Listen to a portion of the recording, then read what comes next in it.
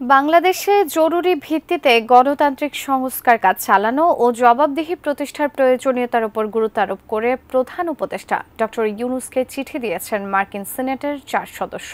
কংগ্রেস উচ্চকক্ষ সিনেটের পররাষ্ট্র সম্পর্ক বিষয়ক কমিটির ওয়েবসাইটে শুক্রবার এই চিঠি প্রকাশ করা হয়। 4 সিনেটর হলেন কমিটির প্রধান Ben Cardin, Chris Murphy, Chris Van Hollen ও জেফ মার্কলে। বাংলাদেশে অন্তর্বর্তী সরকারের দায়িত্ব নেয়ায় চিঠির শুরুতেই ডক্টর ইউনূসকে ধন্যবাদ জানান তারা। গণতান্ত্রিক ব্যবস্থায় সফলভাবে উত্তরণ নিশ্চিতে বাংলাদেশকে সহায়তা করার প্রতিশ্রুতি দেন 4 সিনেটর। দাবি জানানো হয় বাস্তবিক অর্থেই দেশে একটি রাজনৈতিক ও প্রাতিষ্ঠানিক পরিবর্তন আনার। ডক্টর ইউনূসের প্রতি সিনেটররা আরও কঠোরভাবে আইন প্রয়োগ করা, হিন্দু সম্প্রদায়, রোহিঙ্গা সহ ঝুঁকিতে থাকা সংখ্যালঘু জনগোষ্ঠীর ওপর হামলার ঘটনায় অভিযুক্ত ব্যক্তিদের দ্রুত জবাবদিহি করার ব্যবস্থা গ্রহণের আহ্বান জানান 4 মার্কিন সিনেটর।